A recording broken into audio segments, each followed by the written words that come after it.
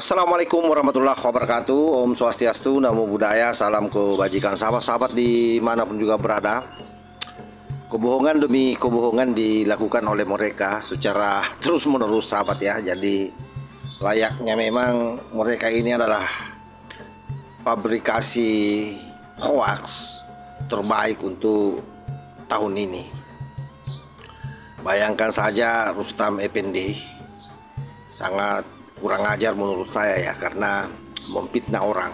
Pak Dul Matno yang kita tahu sebagai sahabat Pak Jokowi itu dituding oleh Rustam bahwa fotonya lah yang ditempel di situ di ijazah Pak Jokowi. Dan yang paling membuat kita marah karena hal itu dia lakukan pada saat dia sudah menjadi tersangka dan di stasiun televisi nasional lagi sahabat. Satu acara yang penontonnya luar biasa. Makanya kemudian sangat layak memang orang ini ditahan. Tidak perlu lagi ada istilah wajib lapor kalau Rustam ini langsung saja dijebloskan masuk. Karena melakukan kesalahan yang sama, mengulangi kesalahan yang sama. Nah, hal ini dibongkar langsung oleh Andi Aswan yang ketemu langsung dengan Pak Dul Matno. Dan bahkan ada satu yang paling konkret bahwa anak Pak Dul Matno itu yang diklaim oleh Rustam laki-laki ternyata perempuan dan itu anggota DPRD di Solo sahabat. Nah, coba kita cek dulu videonya seperti apa Andi Aswan menjabarkan kebohongan daripada Rustam Effendi ini.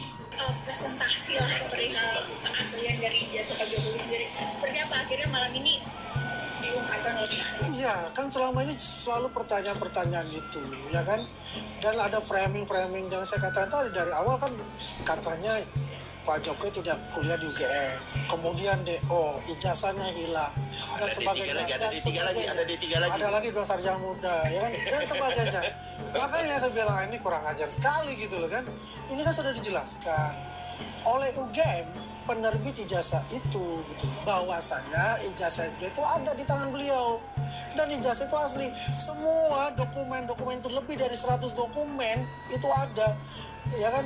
Dan kemudian ini mereka mengkaitkan pula dengan KIP kan, informasi publik itu gitu loh, seolah-olah bahwa KIP itu itulah yang nanti yang membenarkan argumen-argumen dia gitu. Padahal itu adalah administratif, bukan masuk ke substantifnya kayak gitu. Nah, tadi kan ada tantangan kan dari para mahasiswa selama ini yang buktikan. Oke, saya langsung berpikir, ya sudah, tayangkan saja sekalian. Sekaligus juga karena tadi siang saya dengan Pak Dul Matno, Budi Utomo. Orang mungkin tidak tahu, saya sudah 4 tahun bersahabat dengan beliau sebetulnya. Saya menahan-nahan untuk itu. Tapi beliau minta, ayo kita ketemu. Nah, sekarang saya bongkar. Karena kita juga melaksanakan eksklusif, karena kita juga melaksanakan yang namanya digital forensik itu berdasarkan foto ijazah Pak Jokowi dengan foto teman saya ini Pak Dul Matno Budi Utomo ini. Kan merah semua, artinya nggak identik sama sekali gitu. Ini menjelaskan itu apa yang dikatakan Rustam Effendi minggu lalu yang mengatakan bahwa anaknya Dul Matno bertemu dengan ponakannya Rustam Effendi itu dan mengatakan bahwa ijazah Jokowi itu ada papanya.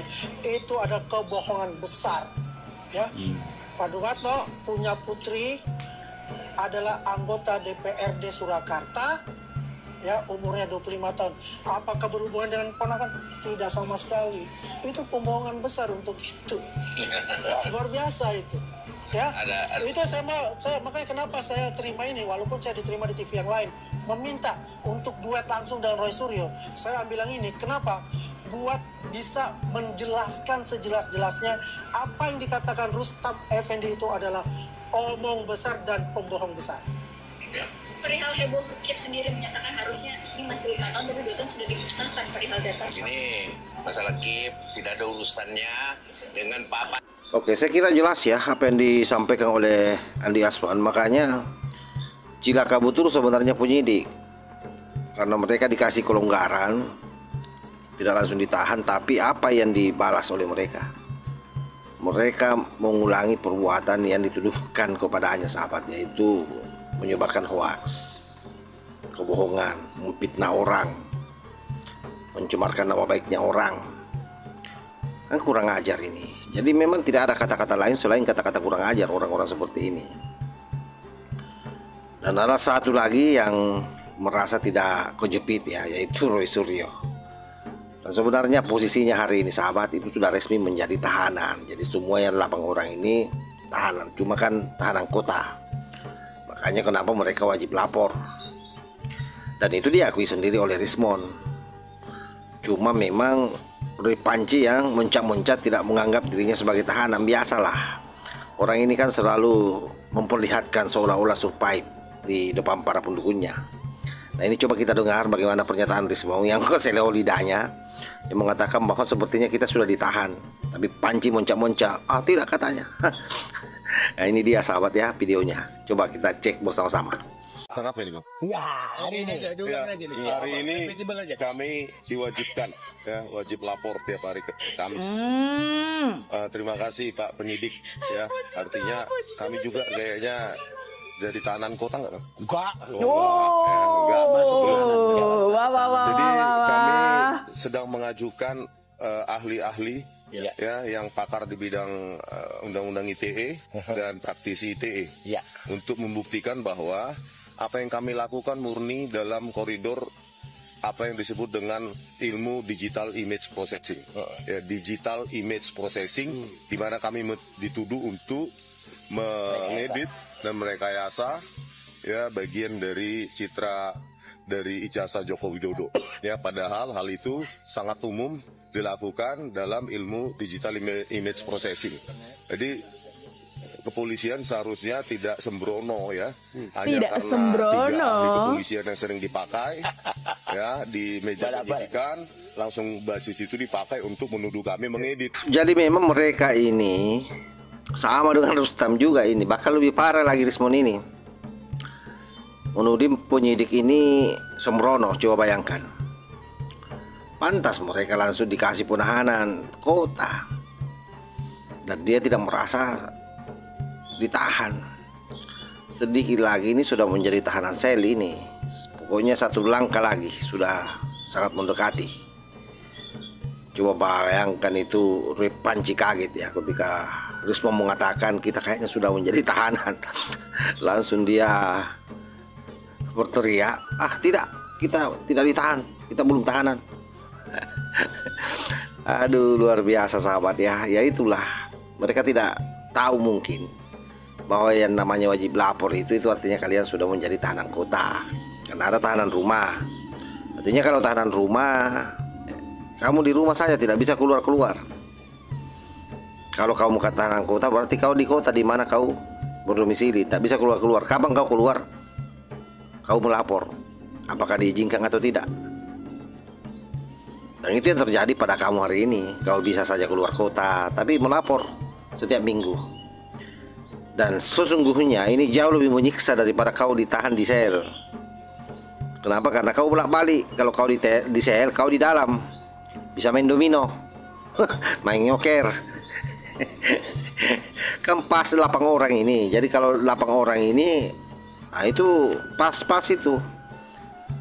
Jadi 2 slot, 1 slot, 1 slot, nah 2 kan 8. Main domino pas-pas sahabat. Makanya mending lebih bagus kalian ini ditahan saja di sel, tidak usah jadi tahanan kota, supaya tidak capek bolak-balik. Nah untuk menegaskan terkait soal Anda ini sudah resmi memang ditahan, ini coba kita cek informasinya. Penahanan kota dilaksanakan di kota tempat tinggal atau kediaman tersangka atau terdakwa dengan kewajiban bagi tersangka atau terdakwa melapor diri pada waktu yang ditentukan. Nah, di sini dikatakan teman-teman semuanya, tersangka atau terdakwa hanya boleh keluar rumah atau kota dengan izin dari penyidik, penuntut umum, atau hakim yang memberikan perintah penahanan. Jadi teman-teman semuanya, kalau dia itu ternyata masuk pada kategori penahanan rumah atau tahanan rumah, maka dilaksanakannya di rumah tempat tinggal atau rumah kediaman tersangka atau terdakwa tersebut. Tapi jika kemudian dia merupakan tahanan kota, maka parameternya adalah kota. Itu dia harus bertempat tinggal ya, atau tetap berada di kota, di tempat tinggal atau kediaman si tersangka atau terdakwa. Boleh dia keluar rumah atau keluar kota? Ya, boleh, dengan catatan dia mendapatkan izin dari penyidik, penuntut umum, atau hakim yang memberikan perintah penahanan.